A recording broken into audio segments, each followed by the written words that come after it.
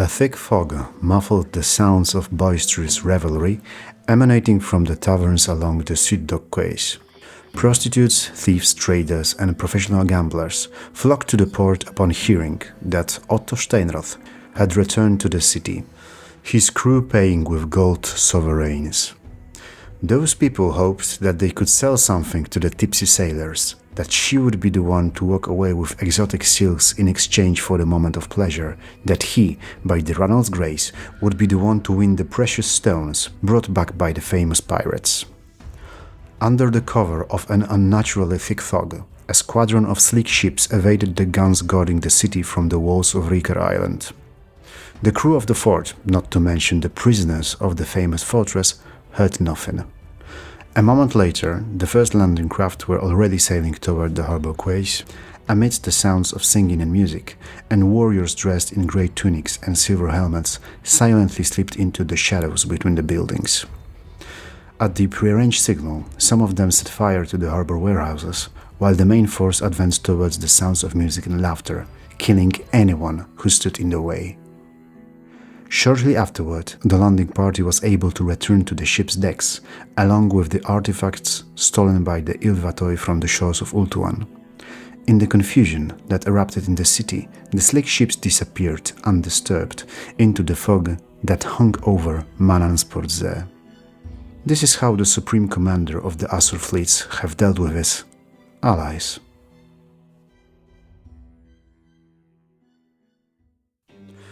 Ulthuan, a distant magical continent whose diverse realms are inhabited by elusive yet inherently noble elves. It sounds idyllic, but in reality the picture is far more complicated, and the vast majority of the inhabitants of the Warhammer world will never come into contact with the Asur. But if they ever do, it will most likely be with sailors of Ulthuan's fleet or with the soldiers of the Lothern Sea Guard, who together form the shield protecting the shores of the elven homeland. Hi, I'm Werner from the Ratcatcher Tales channel. Today we will take a closer look at the one who holds that shield, Sea Lord Aislinn.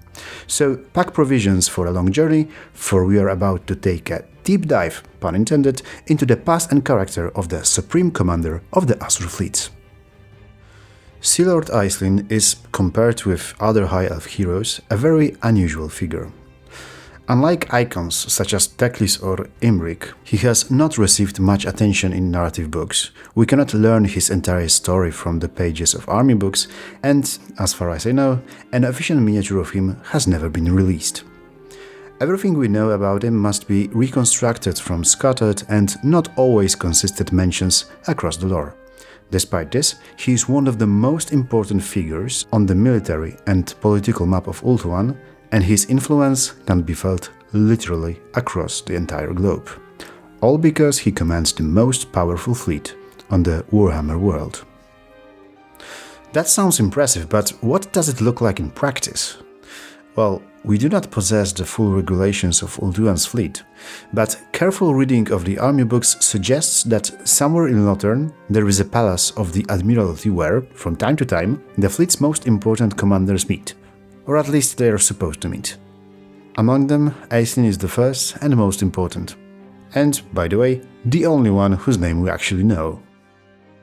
But we do know that individual admirals are usually responsible to one particular member of the Admiralty, which suggests that each of the Sea Lords has a specific area of responsibility over certain fleets or regions.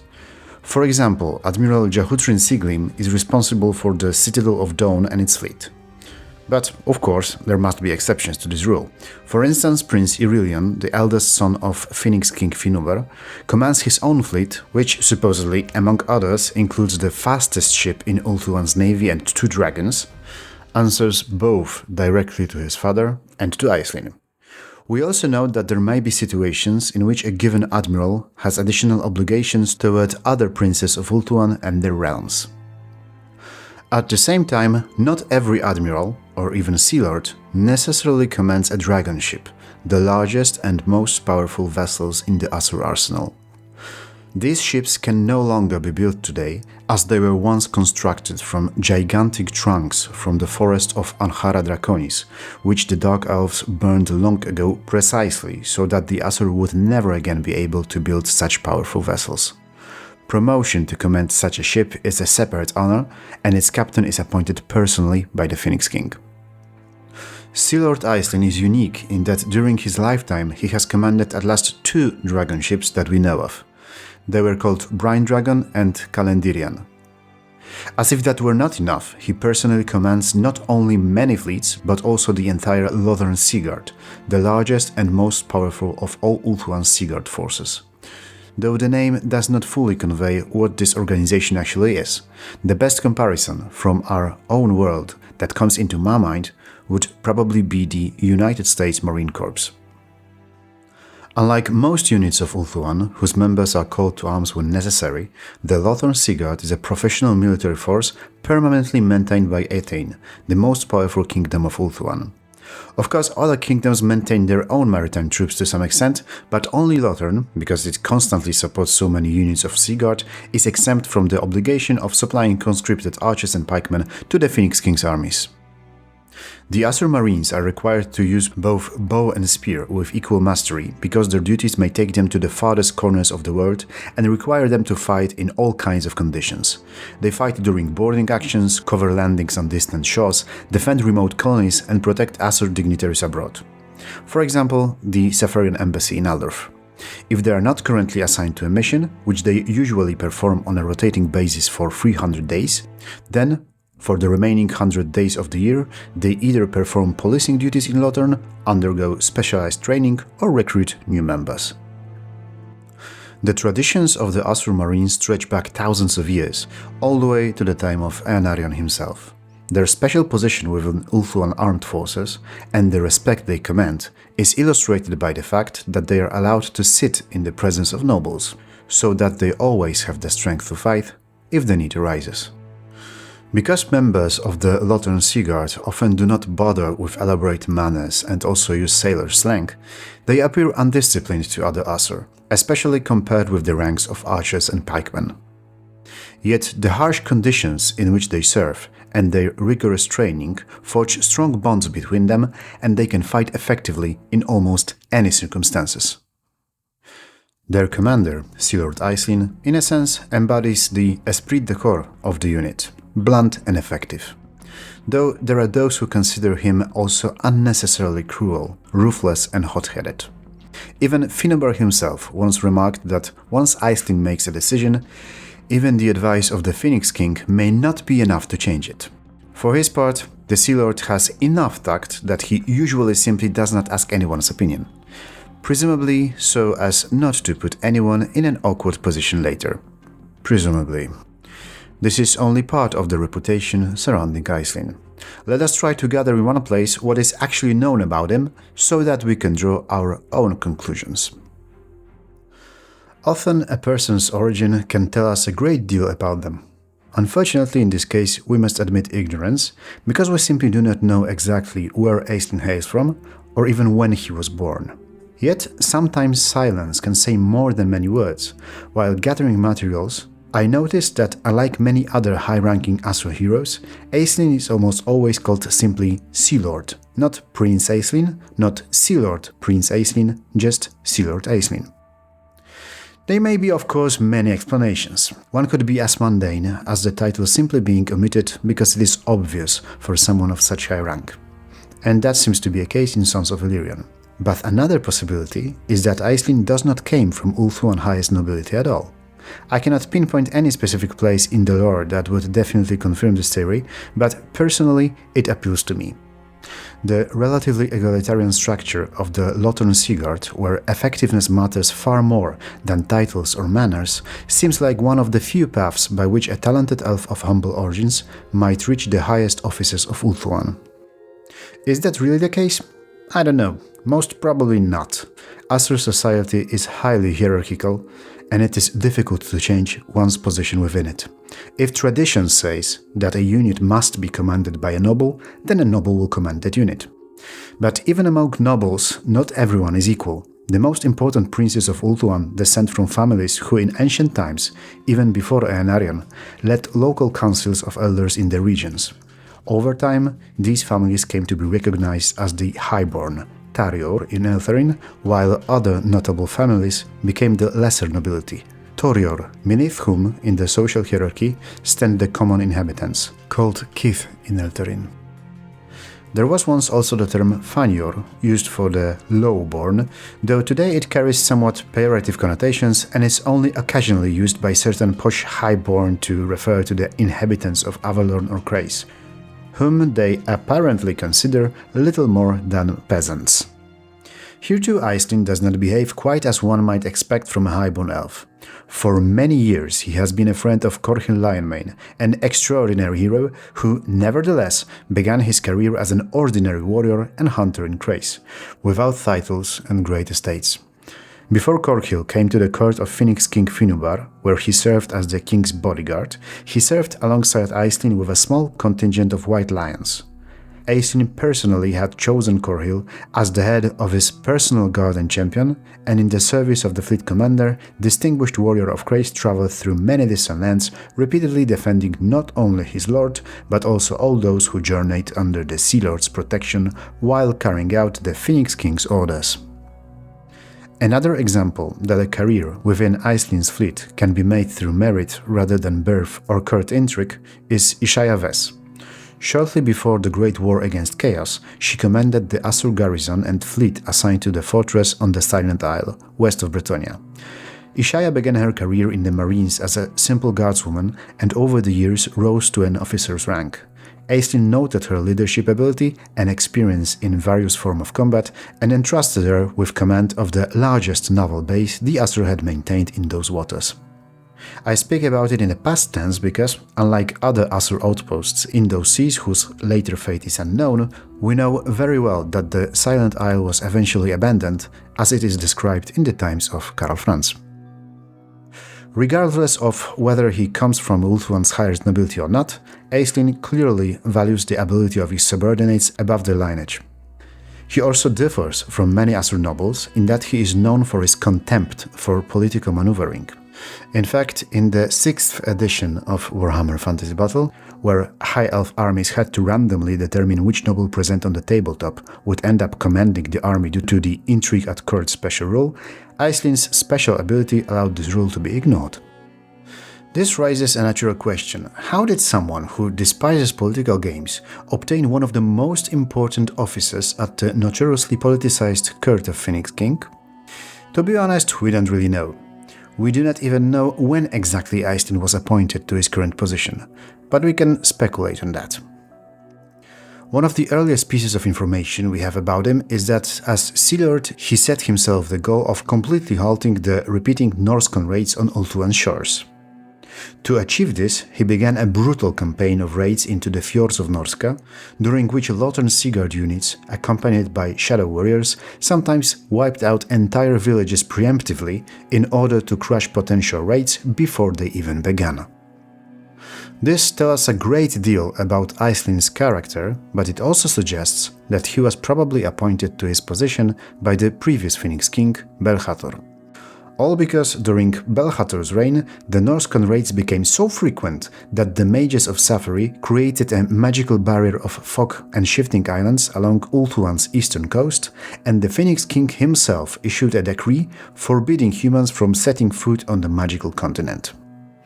At the same time, we know that the situation must have been brought under control eventually, because the end of Belhator's reign was marked by the gradual reopening of contact with the Old World, largely thanks to the efforts of Prince Finubar, Belhator's successor. The issue of Norscan raids had to be solved somehow, and Belhator was a wise enough figure to know that it required someone ruthless and effective. During the first century and a half of Finubar's reign, we mainly find Aislinn along the coast of the Old World. From his fortress of Tormartel on the island of the western coast of Bretonnia, he was tasked with protecting all the trade routes used by Asur sailors. To accomplish this, he was given not only several fleets, but also an entire network of watchposts and fortresses stretching from the Shrouded Isle north of Westerland to Tal Shunar, guarding both the Lagoon of Tears and the Black Gulf in the south. Wherever Ulthuan's interests were threatened, diplomats or agents protected by Aislinn would travel from these outposts into the continent of Elthin Arvan. If events required less subtle methods, shadow warriors or small strike groups of the Lothern Sea Guard, supported by Corhill's warriors from Grace, were dispatched. We do not know how many such interventions occurred, but we know that they did happen. For example, in 2281 Imperial Calendar, Aislinn unexpectedly aided the dwarves of Barakvar in defending a Wa that was ravaging the shores of the Black Gulf. On the other hand, he did not always intervene. Despite his earlier relentless war against the Norscans, Aislinn apparently ignored the invasion of Fridal the Chainmaker on Barony of Westerland in the 2270s Imperial Calendar. The Warhammer The Old War line is still developing, so perhaps we will eventually learn the precise reason for this highly unusual inaction of his. Regardless, soon afterward the Great War against Chaos erupted, and the Supreme Commander of the Asur fleet must certainly have been involved in it somehow. The problem is that we do not really know how, since Warhammer Fantasy Battle focuses mainly on land battles, and Manowar, a tabletop game focused on naval battles, was criminally underdeveloped. But considering that Malekith chose that moment to invade his homeland, I would bet good money that Ulthuan's fleets were engaged in countless naval clashes with the Dark Elves attacking the magical continent. The next time we hear of Aislinn is in connection with Marienburg. Specifically the pirate Otto Steinroth, who in 2344 Imperial Calendar raided the city of Sardenath on one of the islands of Ulthuan's eastern coast. When Sea Lord Aislinn failed to reach the city in time to relieve it, he decided, without asking anyone's permission, to deliver justice himself by sacking Marienburg.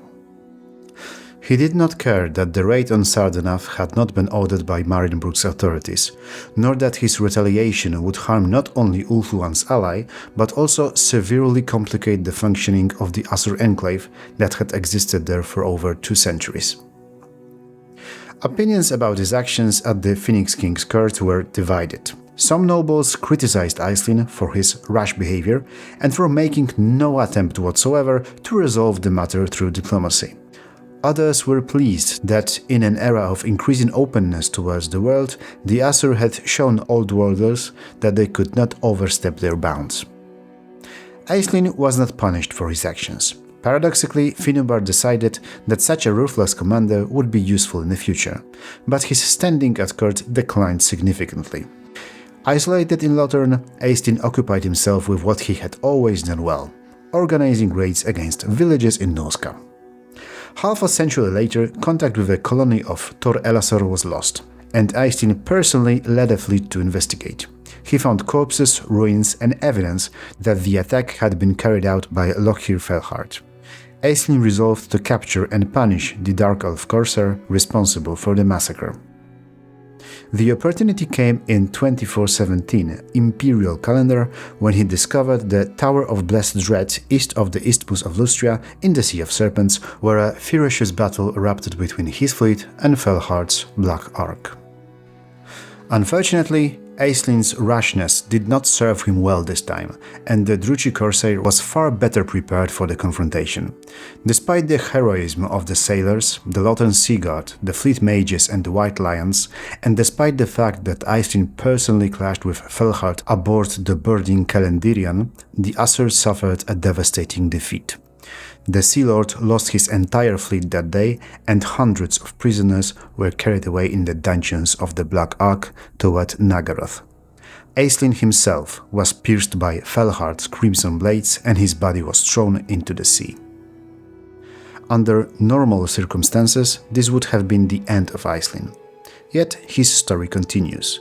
Half a year later, he was washed ashore in Ethane, with no memory of what had happened since his duel with Felhard, but bearing scars from wounds that should have killed him. In the real world, a successor would probably have been appointed, but because it was believed that he must enjoy the special blessing from Mathlan, for only the god of the seas could have saved him from certain death and carried him safely to Ulthuan's shore, he retained his position as a Sea Lord, though no doubt there are many who remain unconvinced and would gladly see the downfall of the Admiral responsible for losing an entire fleet. For his part, Aislinn swears to this day that he will sink every Druchii ship he encounters. The defeat at Felhard's hands apparently did not significantly change Aislinn's temperament. He remains effective, but he is also a controversial figure at the courts of Ulthuan. He has even gained the nickname the Pernicious, though it is unclear whether he is pernicious to his enemies or to someone else entirely.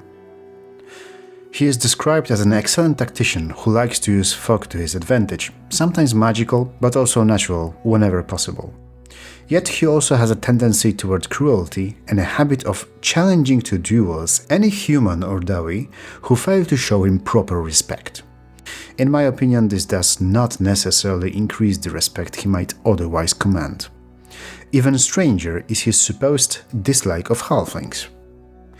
I imagine that such a temperament did not make relations with allied fleets easy when, during the Storm of Chaos, he was sent to patrol the Sea of Claws.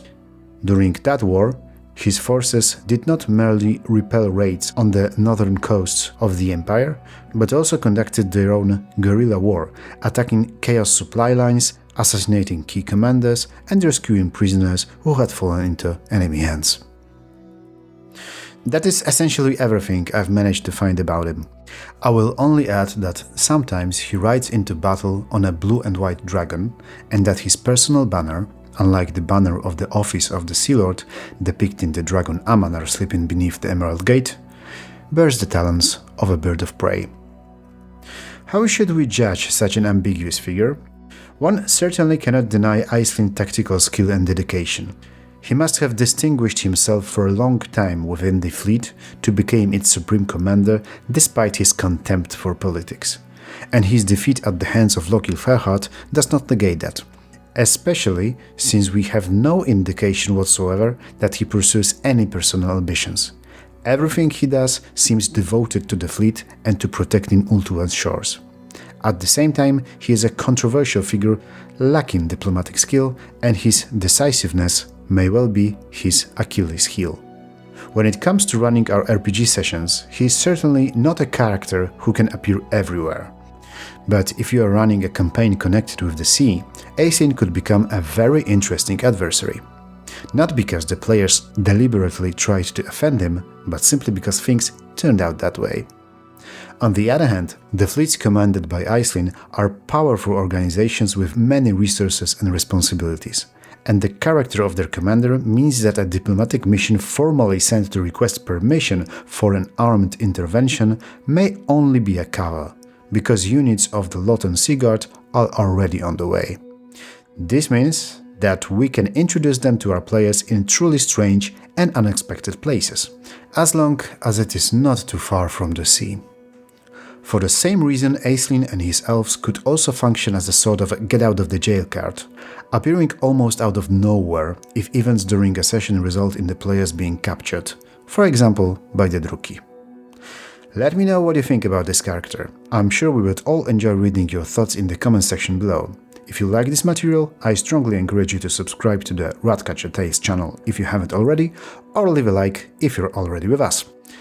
That's all for today, take care, and I'll see you again very soon.